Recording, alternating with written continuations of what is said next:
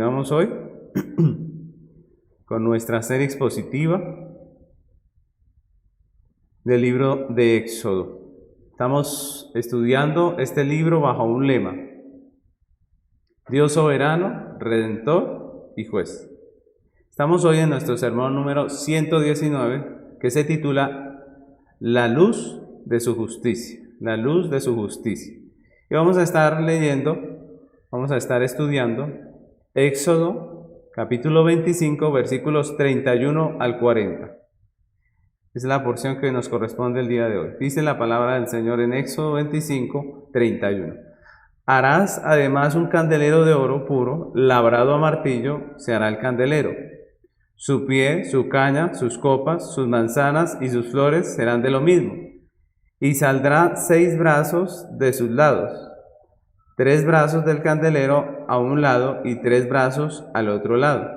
3 copas en forma de flor de almendro en un brazo, una manzana y una flor. Y 3 copas en forma de flor de almendro en otro brazo, una manzana y una flor. Así en los 6 brazos que salen del candelero. Y en la caña central del candelero, 4 copas en forma de flor de almendro, sus manzanas y sus flores.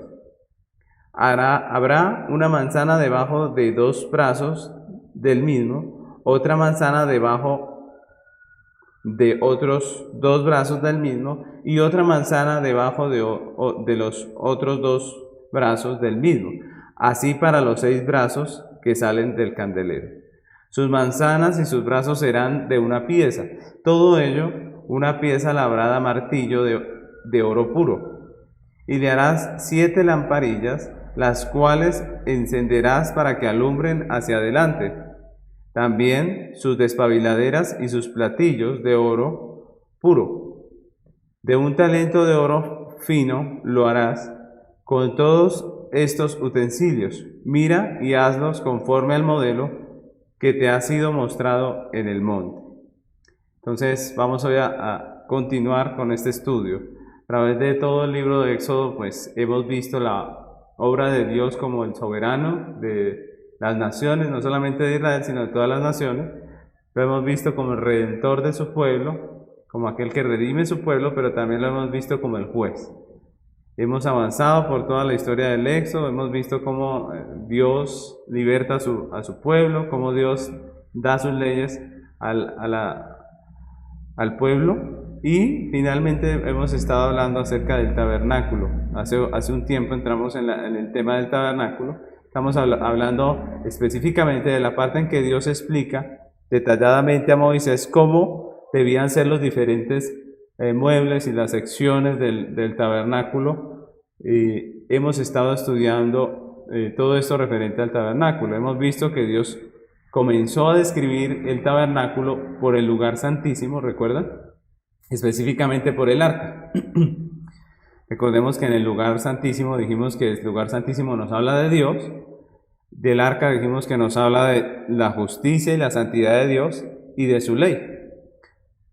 Recordemos que vimos que esa primera parte que podemos llamar el lugar santísimo contenía específicamente el arca. Ese era el mueble que estaba allí. Hace 8 días comenzamos con uno de los muebles del lugar santo. Y dijimos que en esa parte del santuario, en el lugar santo, vemos a Cristo, ¿cierto? Esa parte nos muestra a Cristo y su obra redentora, todo lo que es la obra de Cristo. Si nosotros analizamos un poco los muebles, las actividades que se hacían dentro del lugar santo, pues vemos que nos habla acerca de todo lo que hace Cristo como sacerdote, como mediador, es decir, allí vemos mucho de la obra de Cristo. Entonces, lugar santísimo nos habla de Dios, su justicia, su santidad, su ley. Lugar santo nos habla de Cristo como el mediador, como aquel que cumple toda justicia, como aquel que satisface las demandas justas y santas de la ley de Dios. Entonces comenzamos viendo en el lugar santo la mesa de los panes de la proposición, y vimos cómo esa mesa era un símbolo de Cristo como la ofrenda santa delante de Dios. Recordemos que vimos cómo El mismo Cristo dice que Él es el pan que será ofrecido delante de Dios. Hablamos de la santidad de Dios, de la santidad de Cristo, ¿cierto? De cómo Cristo era una ofrenda grata delante de Dios porque era un Cordero Santo, y de Cristo también como el pan de vida. Recordemos que Cristo primero hace una obra delante de Dios, como el pan que se ofrece delante de Dios, pero también lo vemos como el pan de vida para nosotros. Cristo nos da vida, ¿cierto? Cuando ya estábamos muertos, Él nos da vida, y esa vida que nos da se manifiesta en la iglesia, en santidad, en una iglesia que camina conforme a su voluntad y que es sal para la tierra. ¿Recuerdan? Eso fue lo que vimos hace 8 días. En el texto que estudiaremos hoy, pues nos habla de un segundo mueble en el lugar santo.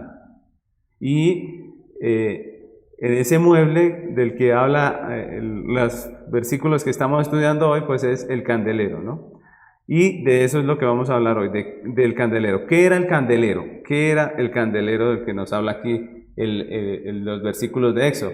Como podemos ver en los textos que acabamos de leer, el candelero era un portalámparas de un tronco central y 6 brazos, 3 a cada lado, en los que se colocaban las lámparas de aceite de oliva. Entonces es interesante que notemos que este no era un candelero como hoy en día muchos candeleros que tienen velas, sino que este era un portalámparas, es decir, era una base sobre la cual se ponían unas lámparas. Las lámparas eran de aceite de oliva con una mecha o pabilo, y esa era la forma de iluminar en ese tiempo. Recordemos que estamos hablando de un tiempo y de un lugar donde la vela no era lo común. Entonces, el candelero tenía estas lámparas, y Dios manda a hacer todas las lámparas, todo el candelero, pero también manda a hacer unas despabiladeras, que eran unas tijeras o tenazas diseñadas para quitar las mechas que ya estaban quemadas del candelero. Entonces el candelero, en la descripción que acabamos de leer, pues dice que estaba decorado con manzanas y con flores, y por su forma, que es un tronco central con unas ramas a cada lado, pues pareciera, la imagen que daba era como la de un árbol, ¿no? Un árbol lleno de frutos y un árbol lleno de flores. Así se veía el candelero en el lugar santo, como un árbol con frutos. Y ese árbol, ese candelero estaba hecho de oro, dice nuestro texto, de oro macizo. Es decir, este no era como por ejemplo el arca, que era de madera y bañada en oro, sino que este era de oro puro, y era labrado a martillo, también nos dice el texto, en una sola pieza, que pesaba unos 34 kilogramos. Hemos visto que el tabernáculo tiene como fin revelarnos el Evangelio, ¿cierto? A través de todo este estudio del tabernáculo hemos visto que a través del tabernáculo podemos conocer y entender muchas verdades importantes tocantes al Evangelio y a la doctrina de redención. Si esto es así, entonces la pregunta que nos podemos hacer hoy es: ¿qué representa el candelero dentro del tabernáculo? ¿Cuál era la función del candelero dentro del santuario, como para nosotros entender qué es lo que Dios nos quiere decir con el candelero? ¿Qué nos enseña Dios con relación al Evangelio a través de este candelero? Esto es lo que vamos a ver en este estudio, si Dios nos lo permite. Y yo quiero que comencemos con el primer punto. Vamos entonces a entender qué era el candelero, para qué servía, cuál era su función. Entonces, el primer punto que tenemos hoy en nuestro estudio, lo he titulado Adoración al Dios Justo. Adoración al Dios Justo. Dice el versículo 31 de nuestro estudio, dice: harás además un candelero de oro puro, labrado a martillo, se hará el candelero, su pie, su caña, sus copas, sus manzanas, sus flores serán de lo mismo. Entonces, el candelero era primeramente un instrumento de adoración litúrgica. Un instrumento de adoración litúrgica. Es decir, era un instrumento o un artefacto a través del cual el sacerdote cumplía unas funciones de adoración a Dios. Dice en Levíticos 24:1 Vamos a leerlo hasta el 4. Miren lo que dice este texto. Dice, habló Jehová a Moisés diciendo, manda a los hijos de Israel que te traigan para el alumbrado aceite puro de olivas machacadas para hacer arder las lámparas continuamente. Fuera del velo del testimonio, en el tabernáculo de reunión, las dispondrá Aarón desde la tarde hasta la mañana, delante de Jehová, en estatuto perpetuo por vuestras generaciones. Y el 4 dice, sobre el candelero limpio pondrás siempre en orden las lámparas delante de Jehová. Entonces, miren ese texto, porque nosotros vemos allí a Aarón trabajando y haciendo lo que Dios le manda, ¿no? Dios le mandó que esas lámparas debían estar encendidas.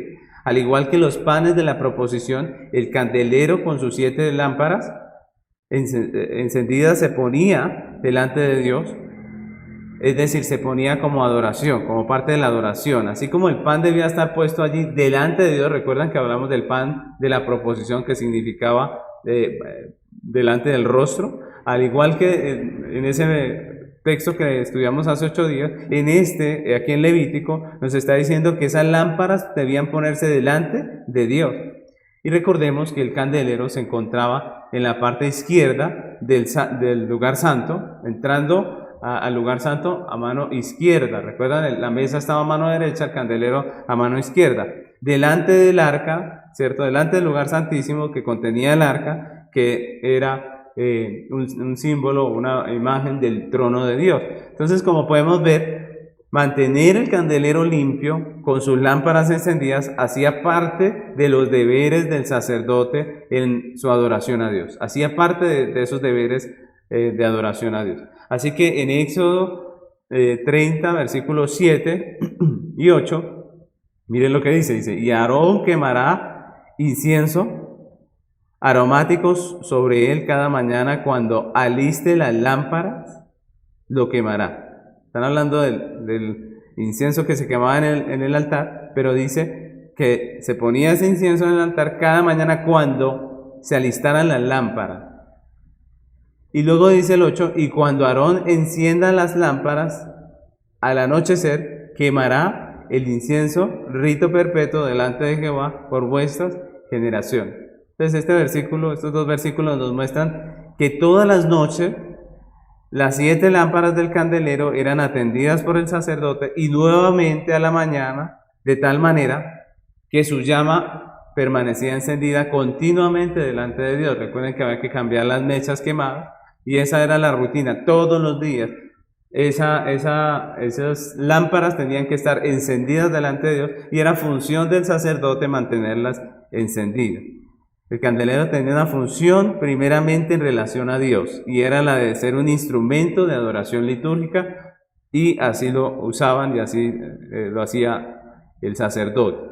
Ahora, ¿qué nos enseña el Señor con este primer punto? En el que vemos que este artefacto, este instrumento que Dios nos está mostrando aquí, era un instrumento de adoración litúrgica. ¿Qué nos muestra el Señor? El candelero en la Biblia es un utensilio que, si nosotros estudiamos las escrituras y buscamos el candelero, si buscamos las lámparas, si buscamos la luz, todas estas cosas relacionadas con el candelero, pues vemos que tiene un significado rico, ¿cierto? En símbolos. Nosotros podemos decir que el candelero es símbolo de muchas cosas en las escrituras. Es usado en la escritura para hablar de varias cosas que todas tienen relación.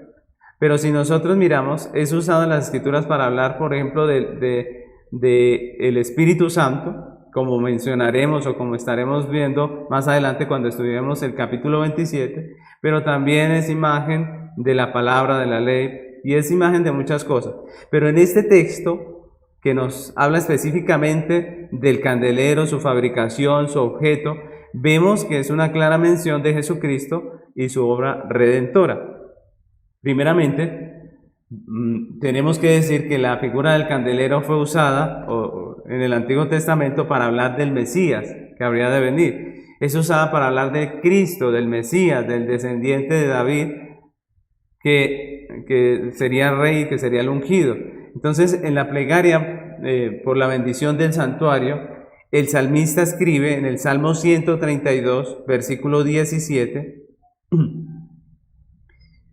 dice la palabra del Señor: allí haré retoñar el poder de David, he dispuesto lámpara a mi ungido. He dispuesto lámpara a mi ungido. Recordemos que son palabras mesiánicas y nos hablan de nuestro Señor.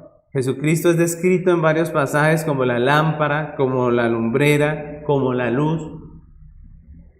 En Apocalipsis, por ejemplo, en la descripción de la Nueva Jerusalén, el apóstol Juan escribe en Apocalipsis 21-23, dice la palabra del Señor. Vamos a leer ese versículo hasta el 24, dice: la ciudad no tiene necesidad de sol ni de luna que brillen en ella, porque la gloria de Dios la ilumina y el Cordero es su lumbrera. Y dice el 24: y las naciones que hubieren sido salvadas andarán a la luz de ella, y los reyes de la tierra traerán su gloria y su honor a ella. Entonces notemos cómo la palabra aquí nos muestra que Cristo es la lumbrera de la Nueva Jerusalén. La palabra lumbrera en este versículo significa antorcha, iluminador, lámpara portátil que se pone sobre el candelero.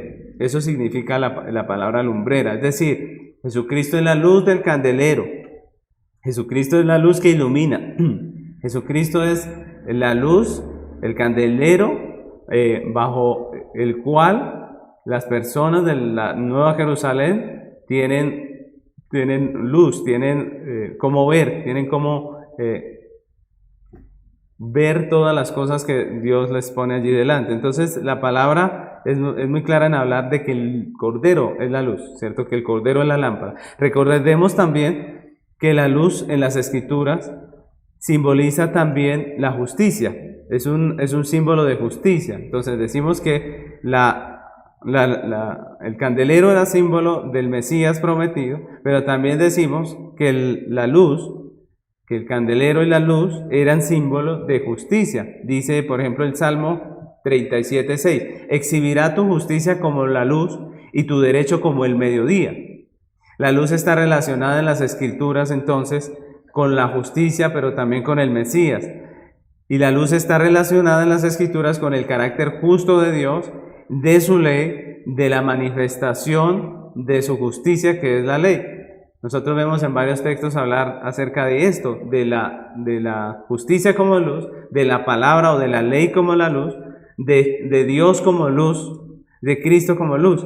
Específicamente en Malaquías capítulo 4 versículo 2 dice: mas a vosotros los que teméis mi nombre nacerá el sol de justicia, y en sus alas traerá salvación, y saldréis y saltaréis como becerros de la manada.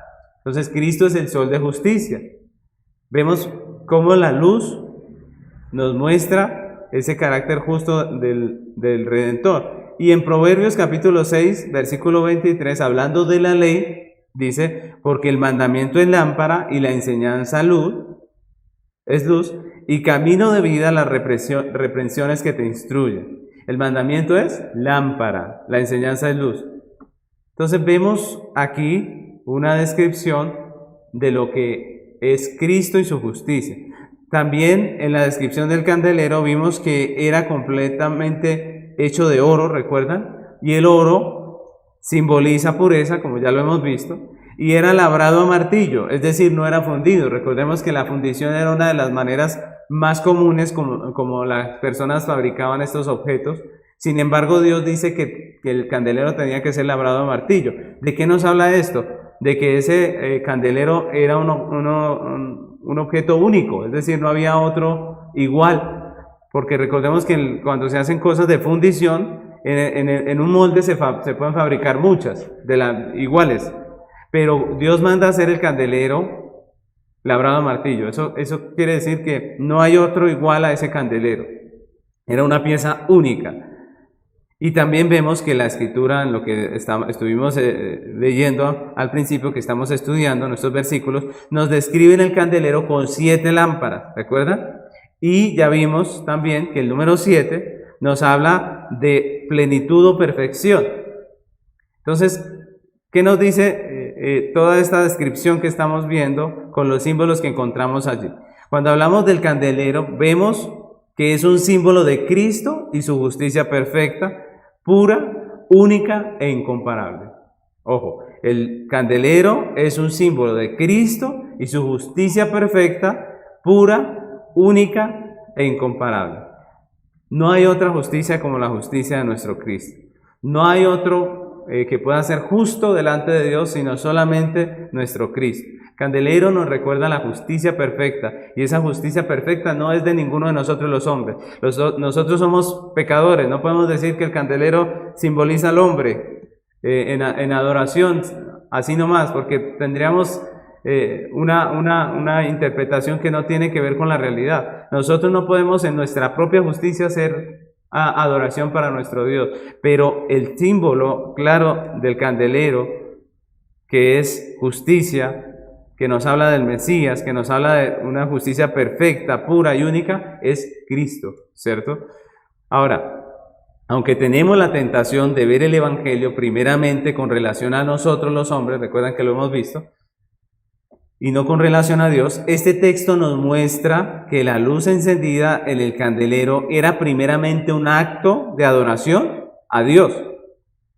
En ese sentido podemos decir que Cristo es luz primeramente con relación a ¿quién? A Dios, ¿cierto?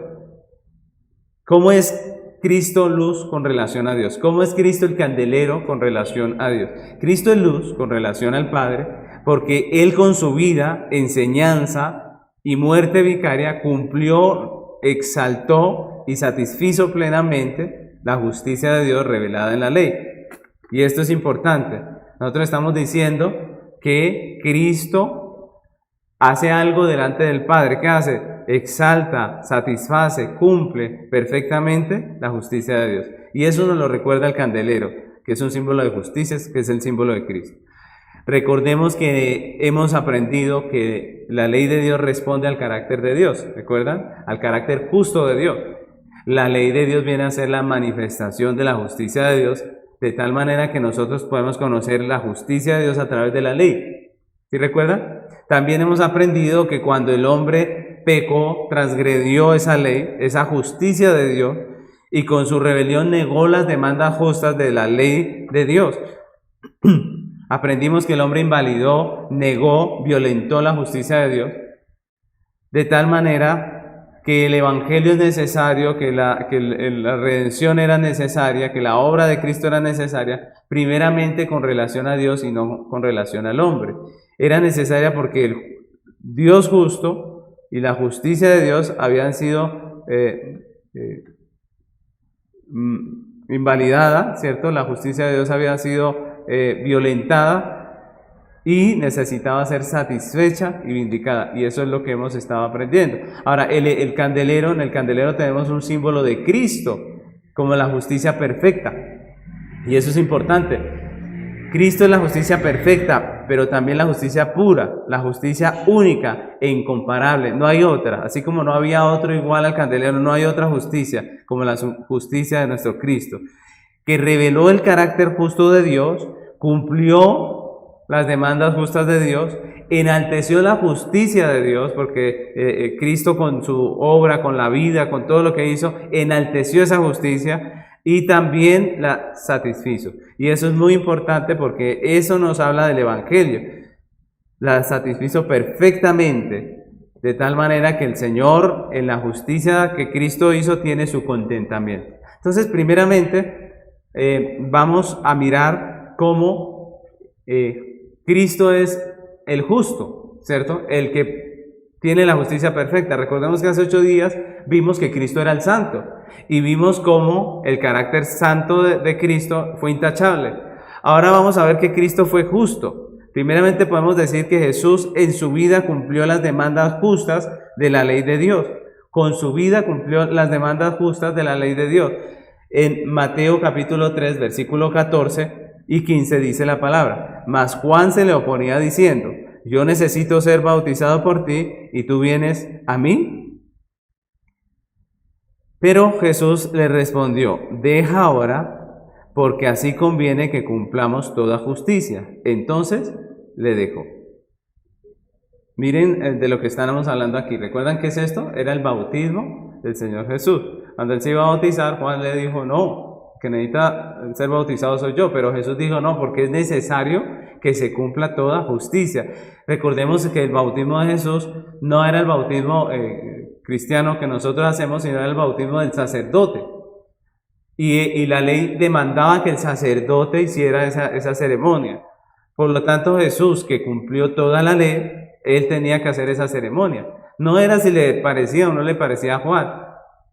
Era que había que cumplir con todo lo que la ley había dicho. Y nosotros vemos que Cristo se sujetó a toda la ley de Dios, que Él no fue injusto en ninguna de las leyes que el Señor dejó. Todo lo contrario, Él se sujetó a toda la ley, incluso se sujetó también a las leyes civiles, viviendo conforme a la legislación de su tiempo. Aún pagó los impuestos. Recuerdan que Él pagó el impuesto, que mandó a su apóstol a pagar el impuesto. E incluso se sujetó a las autoridades civiles y religiosas de su tiempo, que no fueron las mejores. Recuerdan, tanto las autoridades civiles, que en ese tiempo eran los romanos, como las autoridades religiosas de su tiempo, fueron injustas. Podemos decir que no hicieron conforme a lo que debían hacer. Sin embargo, Jesucristo nunca armó una rebelión. Jesucristo nunca incitó a la insubordinación, ¿cierto? Sino que Él siempre, todo el tiempo, estuvo sujeto a la ley. Y eso es muy importante en nuestra vida, mis hermanos. Nosotros a veces creemos que porque la autoridad comete algunas cosas arbitrarias o hace algunas cosas que están mal, obviamente no podemos ocultar que lo que está mal, pero a veces pensamos que eso nos da el derecho a nosotros de insubordinarnos y de levantarnos en contra de la autoridad y de la ley. Y eso no está bien, porque la Biblia nos muestra que nosotros debemos estar sujetos a la ley. Eso fue lo que hizo Cristo. Cristo se sujetó incluso en medio de las autoridades injustas en medio de las cuales vivió. Pero también vemos que Jesús enseñó, no solamente vivió conforme a la ley, sino que Él también enseñó la justicia de Dios y exaltó la ley y el carácter justo de Dios a través de sus enseñanzas. Leemos, por ejemplo, en Mateo capítulo 5, versículos 17 al 19, dice la palabra: no penséis que he venido para abrogar la ley y los profetas. No he venido para abrogar, sino para cumplir. Porque de cierto os digo que hasta que pase el cielo y la tierra, ni una jota ni una tilde pasará de la ley hasta que todo se haya cumplido. De manera que cualquiera que quebrantare uno de estos mandamientos muy pequeños y así enseñare a los hombres, muy pequeño será llamado en el reino de los cielos. Mas a cualquiera que los haga y los enseñe, éste será llamado grande en el reino de los cielos. Muchos hoy en día piensan que la ley era para el Antiguo Testamento y que en el Nuevo Testamento es la gracia, como que el Señor abrogó la ley. Sin embargo, el Señor dice: yo no vine a abrogar la ley, sino que vine a cumplirla, dice el Señor. Entonces, eso es muy importante. Cristo exaltó la ley. Cristo no era la contraparte de Moisés. Algunos piensan que esa era la realidad de la Biblia. No, la Biblia nos muestra que Cristo cumplió la ley. Pero de todo lo que hizo, de su vida, su enseñanza, la obra que más exalta la justicia de Dios, la obra que más nos recuerda la justicia de Dios y que nos muestra el carácter justo de Dios, es la obra de la cruz. Ese es el acto de justicia más sobresaliente de toda la obra de nuestro Señor, ya que con ella satisfizo plenamente la justicia de Dios. En 2 Corintios 5:21 dice: al que no conoció pecado, por nosotros lo hizo pecado, para que nosotros fuésemos justicia de Dios en él. La justicia de Dios tiene una satisfacción. ¿Cuál es esa satisfacción? Cristo, ¿cierto? La justicia de Dios halla su satisfacción solamente en Cristo. Esa satisfacción siempre ha sido Cristo, no solo en el Nuevo Testamento, sino en el Antiguo Testamento. Mateo 3:17 dice: y hubo una voz del cielo que decía: este es mi Hijo amado, en quien tengo complacencia. Dios se complace en la justicia de Cristo. Es Cristo la complacencia de Dios, no nosotros, sino Cristo. Nosotros estamos delante de Dios y Dios se complace en nosotros porque nosotros estamos en Cristo. Es cierto que para nosotros la cruz es un símbolo de gracia, Pero realmente la cruz es ante todo delante de Dios un símbolo de justicia satisfecha. La cruz como el candelero es un símbolo de justicia perfecta. Y la cruz específicamente de justicia satisfecha. La cruz exalta el carácter del justo Dios y del Redentor y de la ley. Y eso es importante en nuestra comprensión acerca del Evangelio. Jesús es la luz puesta delante de Dios que cumple, enaltece, satisface la justicia de Dios y en la que el Padre tiene su contentamiento. Jeremías 23, capítulo 5, dice la palabra hasta el 6. He aquí vienen días, dice Jehová, en que levantaré a David un renuevo justo y reinará como rey, el cual será dichoso y hará juicio y justicia en la tierra. En sus días será salvo Judá, e Israel habitará confiado. Y este será su nombre con el cual le llamarán Jehová, justicia nuestra. Están hablando de Cristo, de nuestro Redentor, del Salvador. Están hablando de Cristo, que es la justicia perfecta delante de Dios. El segundo punto de nuestra enseñanza hoy es la luz del mundo. La luz del mundo. Éxodo 25, 37 dice: y le harás 7 lamparillas, las cuales encenderás para que alumbren hacia adelante. Entonces ya vimos que el primer oficio del candelero era la adoración litúrgica. El segundo oficio del candelero, aparte de la adoración, era el de iluminar el lugar santo.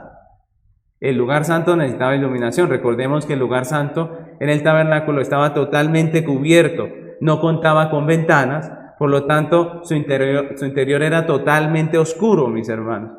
Su iluminación dependía de las lámparas del candelero. El candelero, con sus lámparas continuamente encendidas delante de Dios, era para el hombre, en este caso el sacerdote, la luz que disipaba las tinieblas e iluminaba el recinto de tal manera que el sacerdote pudiese cumplir con sus labores ministeriales.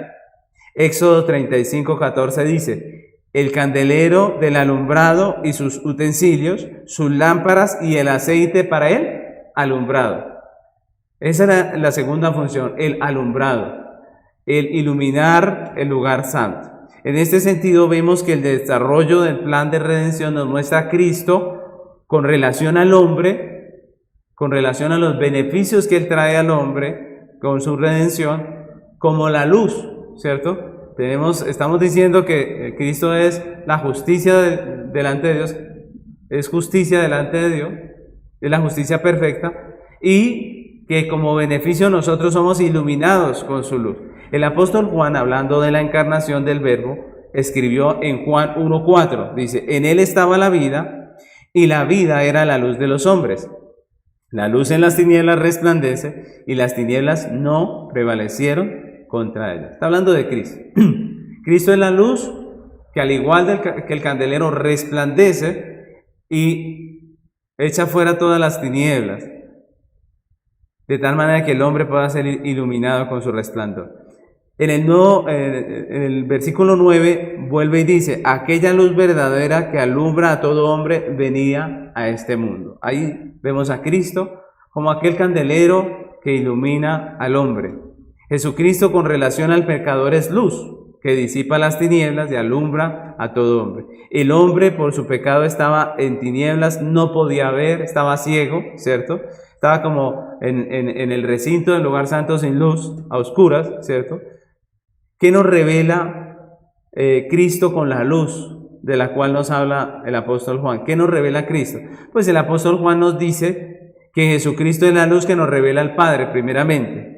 Juan capítulo 1, versículo 18 dice: a Dios nadie le vio jamás. El unigénito Hijo que está en el seno del Padre le ha dado a conocer. El unigénito Hijo que está delante del Señor, que está en el seno del Padre, dice, le ha dado a conocer. Segunda a los Corintios 4:6 dice: porque Dios, que mandó que de las tinieblas resplandeciese la luz, es el que resplandeció en nuestros corazones para iluminación del conocimiento de la gloria de Dios en la faz de Jesucristo. Miren cómo en los dos textos nos hablan del conocimiento de Dios. Cristo nos reveló con su luz a Dios, su justicia y su santidad. Pero Juan también nos dice que Jesucristo es la luz que nos revela el evangelio de la justicia de Dios. Dice Juan 1:17, pues la ley por medio de Moisés fue dada, pero la gracia y la verdad vinieron por medio de Jesucristo. Miren lo que dice, porque Juan estaba diciendo que él era la luz, ¿cierto?, que venía a este mundo, que era la luz que iluminaba a todo hombre, o que es la luz que ilumina a todo hombre. ¿Qué nos revela esa luz? Dice, la ley vino por medio de Moisés, pero la gracia y la verdad vinieron por medio de Jesucristo. Y ese texto nos dice que una de las cosas que nos muestra el Redentor es su evangelio, la justicia de Dios por medio de Cristo. Ese es el evangelio. Algunos interpretan ese texto como si fuera un contraste entre dos cosas opuestas, como si la ley y la gracia fueran cosas contrarias y como si Cristo hubiese reemplazado la ley por la gracia. Pero eso es un error, eso no es así. ¿Por qué, mis hermanos? Porque la ley y la gracia no son contrarios. Porque Moisés y Cristo no son rivales, no están trayendo dos doctrinas diferentes, no. Más bien, la gracia del evangelio es el cumplimiento de la ley. Lo que hizo Cristo cuando vino no fue abrogar lo que estaba escrito, sino cumplirlo. El evangelio es la satisfacción de la justicia de Dios manifestada en la ley y no su omisión o su abrogación. Es la satisfacción de la justicia de Dios. Lo que el texto dice es que Cristo como luz verdadera nos revela la gracia y la verdad de aquello que en la ley era apenas una sombra o promesa. Recordemos que la ley testifica de Cristo como su perfecta satisfacción. La ley ya anuncia a Cristo, entonces no pueden ser contrarias la ley y la gracia. Podríamos decir que la ley vino por medio de Moisés, pero su cumplimiento perfecto y su realidad vinieron por medio de Cristo. Jesucristo nos revela la justicia de Dios, de la cual el tabernáculo era una sombra. Jesucristo nos revela la justicia de Dios, de la cual el tabernáculo, el candelero y todo lo que estamos viendo es una sombra. Romanos 3:21 al 24 dice así: pero ahora, aparte de la ley, se ha manifestado la justicia de Dios, testificada por la ley y los profetas. La justicia de Dios por medio de la fe en Jesucristo, para todos los que creen en Él, porque no hay diferencia. Ojo, dice la justicia de Dios hablando de Cristo, como la justicia de Dios, como el candelero, la justicia de Dios testificada por la ley. Miren que no, la ley no es contraria a la gracia, como algunos piensan.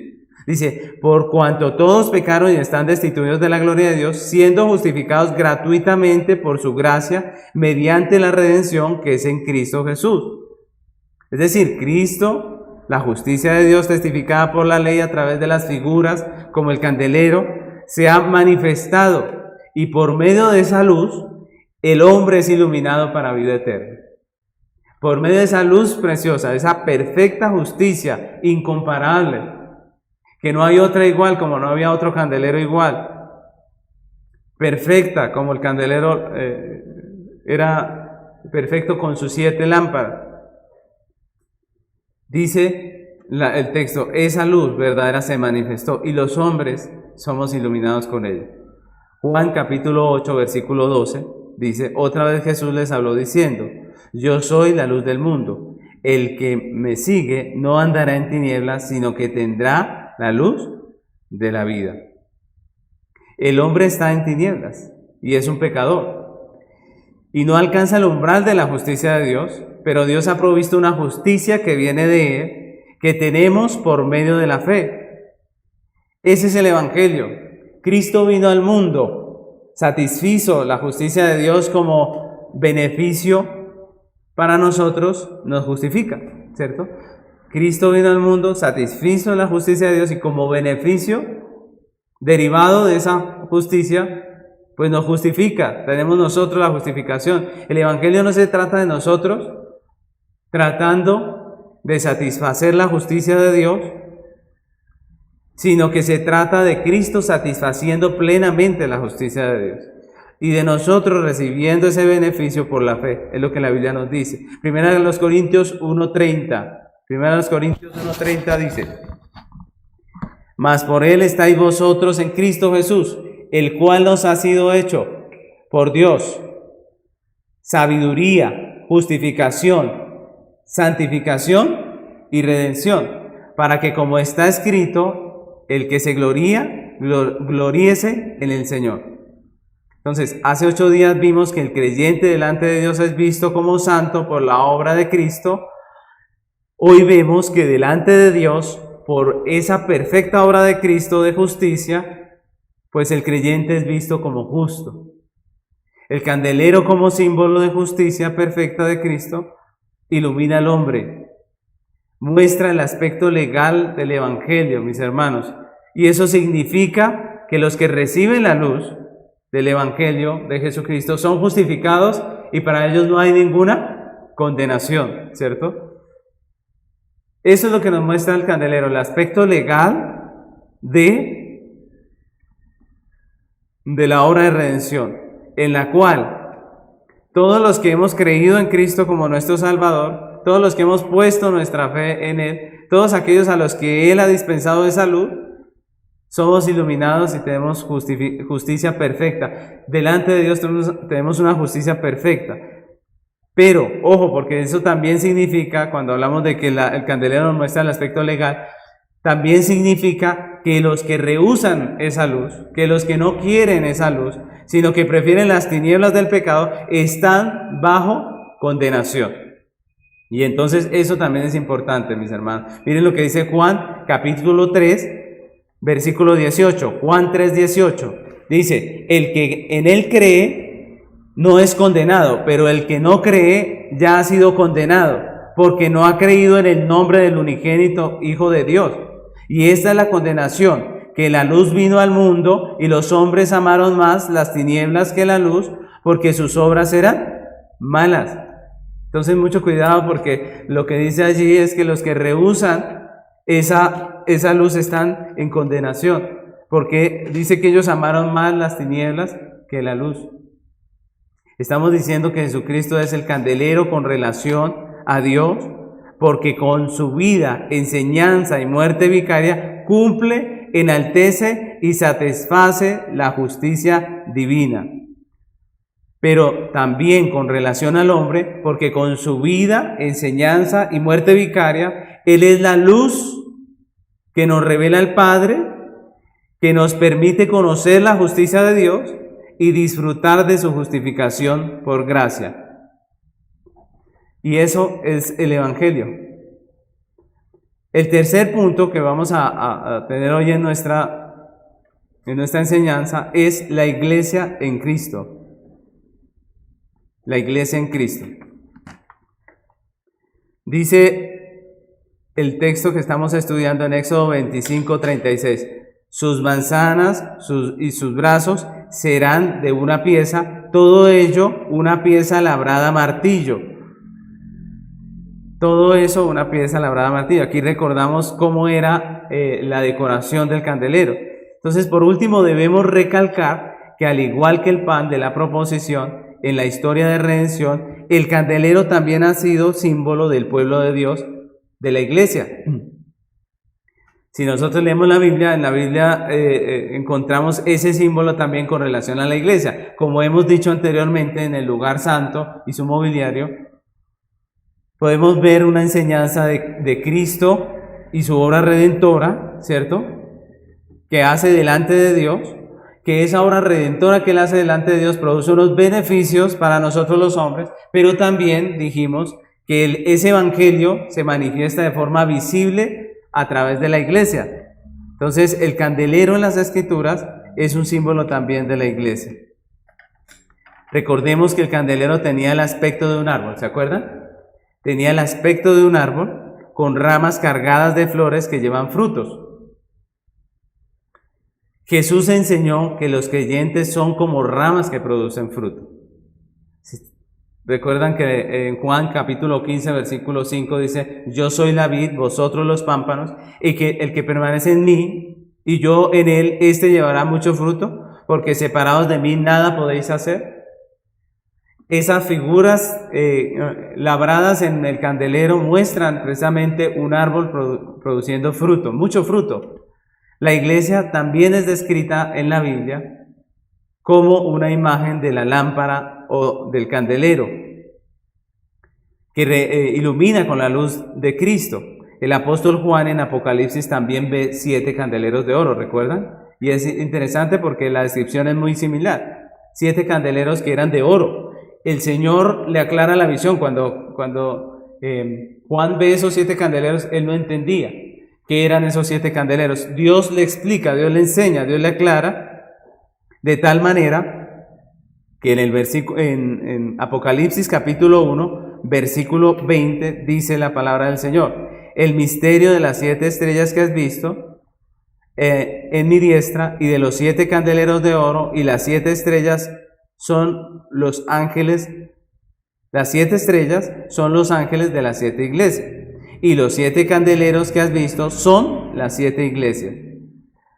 Y eso es muy, muy claro, ¿no? El símbolo en Apocalipsis es totalmente claro. Los 7 candeleros que has visto son las 7 iglesias, es decir, la iglesia de Cristo. El símbolo de los candeleros en Apocalipsis se refiere a la iglesia de Cristo. Entonces podemos ver que la iglesia también son los candeleros. Pero de nuevo tenemos que decir que no podemos nosotros pensar que como hombres somos luz delante de Dios o justicia delante de Dios, porque nosotros somos pecadores. Entonces, ¿qué estamos diciendo? Estamos diciendo que nosotros en Cristo, es decir, la iglesia en Cristo es un candelero también. La iglesia en Cristo también ilumina. La iglesia en Cristo es cuando da frutos, como leíamos ahorita en Juan. La iglesia no da frutos por sí misma, dice: separados de mí nada podéis hacer. No, es la iglesia en Cristo la que da frutos, como un árbol, como el árbol que está allí dibujado en el candelero, o que produce luz, como el candelero que se ponía delante de Dios. Así que el símbolo en Apocalipsis nos muestra la iglesia. Los pecadores, por la justicia de Cristo, somos trasladados de las tinieblas a la luz a través del Evangelio. De tal manera que cuando recibimos el resplandor de ese Evangelio, nos convertimos en luminares para el mundo. Somos luz no por nosotros mismos, sino por la obra de Cristo en nosotros. Somos luz por la obra de Cristo en nosotros. Nosotros somos justicia de Dios, pero en Cristo. ¿Recuerdan el texto? Que nos ha hecho justicia de Dios en Él, ¿cierto? Nosotros somos justicia delante de Dios, pero en Cristo. La pregunta que nos podemos hacer es: ¿de qué manera la iglesia es luz? ¿Qué es lo que dice la Biblia acerca de la luz de la iglesia? Pues la Biblia nos presenta 2 maneras en que la iglesia es luz, ¿cierto? Es luz delante de Dios por la justicia de Cristo. Pero ¿de qué manera la iglesia es luz para el mundo? ¿De qué manera es luz que ilumina? Pues la Biblia habla de dos formas en que la iglesia es luz. Primeramente nos habla de la vida de la iglesia, ¿no? Con la nueva vida de los creyentes, que manifiesta de forma clara la obra de salvación que Dios ha hecho en el corazón de ellos. La iglesia es luz, ¿cierto? Es decir, tiene que ver con lo que Dios ha hecho en nosotros. No como algunos piensan que nosotros somos luz aparentando algo, ¿cierto? Como quedando bien delante de todo el mundo, que no vayan a ver nuestras faltas, pero no es lo que la Biblia dice. La Biblia dice que con nuestra vida regenerada, transformada y que está siendo santificada delante de Dios, pues los hombres pueden ver esa obra del Evangelio en nosotros. Mateo capítulo 5, versículo 14 al 16 dice la palabra: mas vosotros sois la luz del mundo. Una ciudad asentada sobre un monte no se puede esconder, ni se enciende una luz y se pone debajo de un almud, sino sobre el candelero, y alumbra a todo el que está en casa. Así alumbre vuestra luz delante de los hombres, para que vean vuestras buenas obras y glorifiquen a vuestro Padre que está en los cielos. Miren, el texto es muy interesante porque nos habla, primero Jesús dice: ustedes son la luz del mundo. Ustedes son el candelero para este mundo en tinieblas. Una ciudad sentada sobre un monte no se puede esconder. La idea de la iglesia no es que se esconda, la iglesia debe ser luz. Dice: ni se enciende una luz y se pone debajo del almud, sino sobre el candelero, y alumbra a todos los que están en casa. Ahí está otra vez el símbolo del candelero. Así alumbre vuestra luz delante de los hombres. Nosotros somos luz. Dice: para que vean vuestras buenas obras y glorifiquen a vuestro Padre que está en los cielos. Miren tan interesante. Aquí dice que es la actividad de la iglesia, Es lo que la iglesia hace, primeramente, lo que muestra la luz, ¿cierto? La justicia de Dios, lo que muestra la justicia del Salvador. Y en esto no estamos hablando de hacer obra social o cosas por el estilo, como algunos piensan, sino que estamos hablando de la vida diaria, de la vida cotidiana de la iglesia. Somos luz del mundo al manifestar la justicia del Evangelio, viviendo la vida cotidiana de forma coherente con nuestra fe, en santidad, en justicia, en espera del regreso de nuestro Señor Jesucristo. Así debemos vivir los creyentes. Los creyentes debemos ser luz con lo que hacemos, y la Biblia nos ilustra mucho acerca de esto. Continuamente el apóstol Pablo llama la atención a la iglesia a que viva conforme al llamamiento que Dios le ha hecho, a que viva conforme al llamado, a lo que Dios ha realizado en su vida. Por ejemplo, en 1 Tesalonicenses capítulo 5, versículos 5 y 6, dice la palabra: porque todos vosotros sois hijos de luz e hijos del día, no somos de la noche ni de las tinieblas. Por tanto, no durmamos como los demás, sino velemos y seamos sobrios.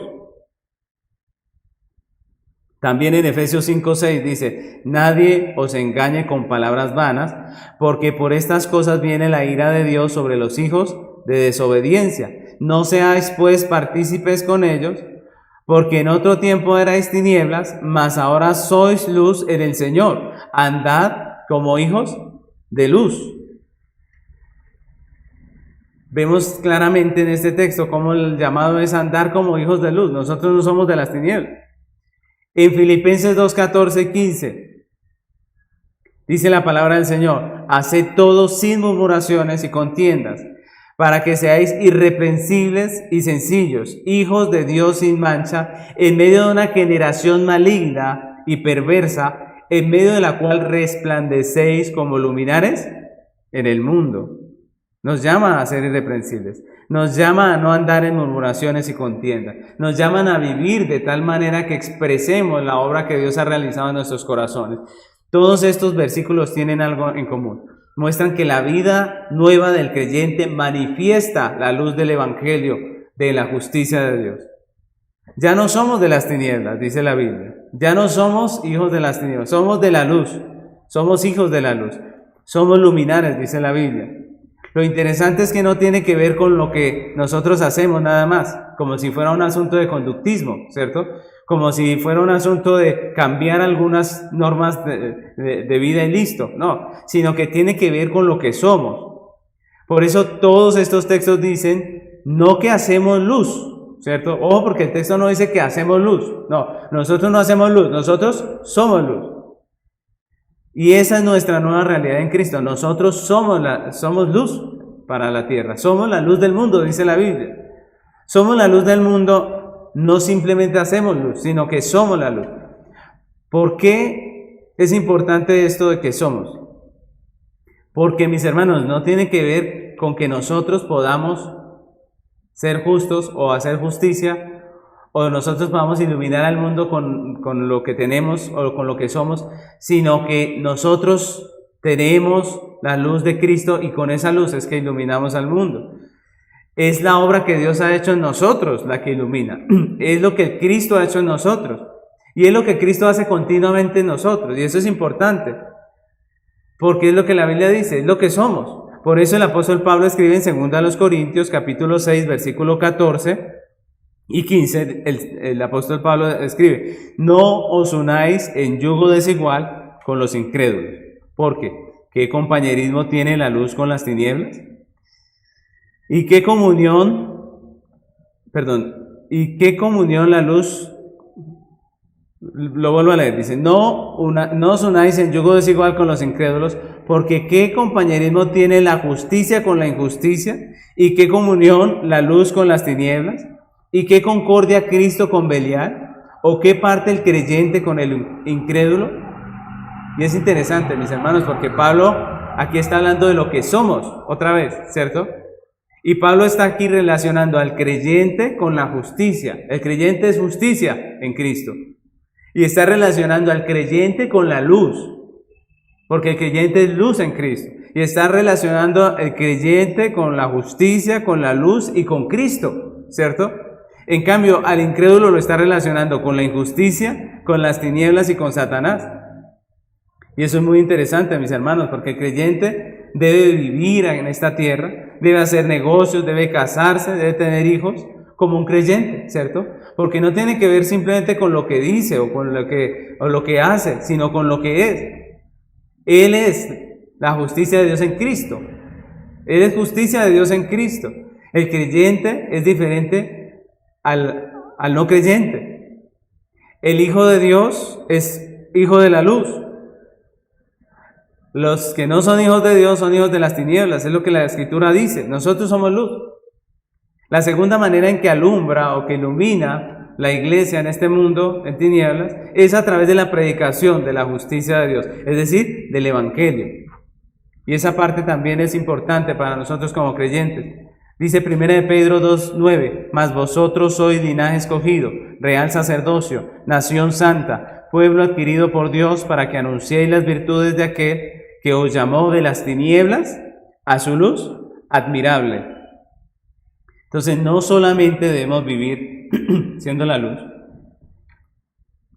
no solamente debemos vivir de una manera justa como creyentes, sino que también debemos anunciar la justicia de Dios. Debemos anunciar el Evangelio. El Evangelio es una declaración de justicia. ¿Recuerdan cómo fue llamado Noé? En 2 de Pedro 2:5 dice, y si no perdonó al mundo antiguo, sino que guardó a Noé, pregonero de justicia, con otras 7 personas, trayendo el diluvio sobre el mundo de los impíos. Miren lo que dice. ¿Cómo dice de Noé? Dice, pregonero de justicia. Eso es lo que es la iglesia, no en el Nuevo Testamento nada más. Desde Noé estamos hablando de Noé, pregonero de justicia. Alguno diría, no, es pregonero de gracia. Pero es que la gracia es justicia, ¿cierto? La gracia es la justicia satisfecha. Pregonero de justicia. La iglesia está llamada a pregonar, a predicar el Evangelio, que es una proclamación de juicio, de justicia, de gracia, ¿cierto? Y eso es importante, como hemos estado estudiando a través de todo lo que hemos visto del tabernáculo. Los que creen son salvados por la justicia de Cristo, pero los que no creen, en el día del juicio, ellos recibirán su sentencia justa de castigo. Es decir, la justicia siempre se cumple, tanto en los que son salvos como en los que se pierden. Estamos hablando de un evangelio de justicia, y ese es el evangelio. Muchos piensan que el evangelio que predicamos tiene como único propósito la salvación de todos los hombres. Piensan que ese es el propósito del evangelio, y en ese sentido quieren o pretenden salvar a todo el mundo, o pretenden que se puede salvar a todo el mundo, pero eso es equivocado. Y la Biblia no dice que ese sea el propósito, mis hermanos. Si el propósito del Evangelio fuera salvar a todo el mundo, y si ese hubiese sido el propósito de Dios al enviar el Evangelio, pues podríamos decir que en ese sentido Dios ha fallado y el Evangelio ha fallado. Pero el Evangelio es un mandamiento de Dios y tiene el carácter judicial y legal. Y eso es importante. El Evangelio es un mandamiento de Dios y tiene un carácter judicial o legal. Y eso es lo que estamos diciendo con esto, es que el propósito no solamente es ser un testimonio para que los escogidos se salven, sino que también es un testimonio que legalmente condena al incrédulo. Dice Juan, capítulo 12, versículo 44, quiero leer estos versículos que son importantes, voy a leerlo hasta el 50. Juan, capítulo 12, versículos 44 al 50, dice, Jesús clamó y dijo, el que cree en mí, no cree en mí, sino en el que me envió. Luego dice, y el que me ve, ve al que me envió. Yo, la luz, he venido al mundo para que todo aquel que cree en mí no permanezca en tinieblas. Al que oye mis palabras y no las guarda, yo no le juzgo. Miren que hasta ahí está diciendo que Él vino para que no permanezcamos en tinieblas. Sus palabras nos iluminan y no permanecemos en tinieblas. Pero el 47 dice, al que oye mis palabras, que son la luz, y no las guarda, yo no le juzgo, porque no he venido a juzgar al mundo, sino a salvar al mundo. El que me rechaza y no recibe mis palabras, tiene quien le juzgue. La palabra que he hablado, ella le juzgará en el día postrero. Miren, la luz que irradia de Cristo, el Evangelio, su palabra, si es creída, produce salvación, pero si no es creída, dice, ella los juzgará en el día postrero. Dice, porque yo no he hablado por mi propia cuenta. El Padre que me envió, Él me dio mandamiento de lo que he de decir y de lo que he de hablar. Y sé que su mandamiento es vida eterna. Así pues, lo que yo hablo, lo hablo como el Padre me lo ha dicho. Al igual que hace 8 días con la predicación acerca del pan, aquí estamos viendo, mis hermanos, que el Evangelio es un mandamiento. Dice el texto que acabamos de leer que es un mandamiento que Dios le dio a Jesús. Que el que atiende a las palabras del Evangelio tiene vida eterna, pero que el que no las atiende a lo que nosotros estamos predicando, enseñando, pues tiene condenación. Como iglesia estamos llamados a predicar igual que lo hizo Noé. El resultado se lo dejamos a Dios. La palabra siempre cumple con el fin para el cual fue dada. En unos es olor de vida para vida, en otros olor de muerte para muerte. Hace 8 días dijimos que somos sal en la tierra porque somos redimidos por Dios por la obra y la ofrenda de Cristo, pero hoy estamos diciendo que somos la luz del mundo, porque hemos sido justificados por la justicia de Cristo y porque estamos llamados a ser pregoneros de justicia. Entonces podríamos decir que moralmente somos la sal de la tierra y legalmente somos la luz del mundo. Así que podemos concluir esta enseñanza diciendo que el candelero de oro nos enseña que el Evangelio es primeramente la obra de Cristo, que Él hace delante de Dios como justicia perfecta, que revela el carácter justo de Dios, que cumple y enaltece y satisface perfectamente las demandas justas de su ley. Pero también decimos que esa obra que realiza Cristo delante de Dios produce unos beneficios para nosotros los hombres, que es la luz que recibimos de Él, que nos revela al Padre, nos permite conocer la justicia de Dios y disfrutar de la justificación por gracia.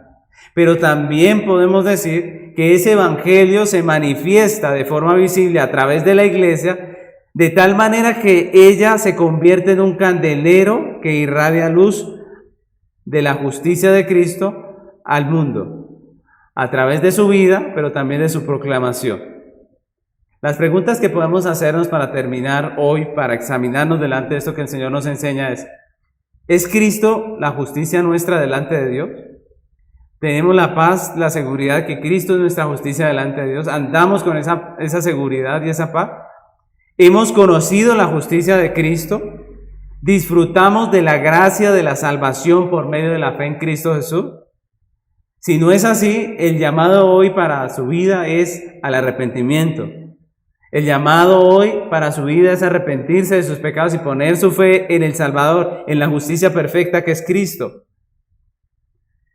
Pero si somos parte de la iglesia, si hacemos parte de la congregación de los que hemos sido justificados, la pregunta es, ¿estamos siendo luz para los que nos rodean en nuestra vida con lo que hacemos? ¿Estamos siendo luz? ¿Nuestra vida manifiesta la luz del Evangelio de Cristo? ¿Estamos siendo luz con la predicación o la proclamación de las verdades del Evangelio? Eso es importante. Muchas veces los creyentes no cumplen con ese mandato. Somos nosotros luz, estamos llamados a ser luz a través de todos los medios posibles. Hoy en día es mucho más fácil la predicación del Evangelio. Hoy en día es mucho más fácil llegar a otras personas enseñándoles la fe. Así que mis hermanos, estamos llamados a ser luz para este mundo en tinieblas. Así que vamos a orar delante del Señor. Les invito a que nos pongamos hoy delante de su presencia y oremos al Señor agradeciéndole por su mensaje y pidiéndole que nos ayude. Amado Dios, te damos gracias, Padre, porque delante de ti, con nuestra propia justicia, no recibiríamos nada más que juicio. Pero gracias, porque Cristo, nuestro Salvador, es la justicia perfecta delante de ti. Esa justicia perfecta nos ilumina, nos enseña. Esa justicia perfecta nos justifica y esa justicia perfecta nos hace luminares para este mundo. Ayúdanos a cumplir la misión para la cual hemos sido llamados. Ayúdanos a hacer aquella labor que tú nos has mandado hacer. Permítenos ser en esta tierra luz. Permítenos vivir, Señor, como hijos de luz. Ayúdanos cada día para glorificarte con nuestra vida, con lo que hacemos, pero también con la proclamación de tu evangelio. En el nombre de Cristo Jesús. Amén.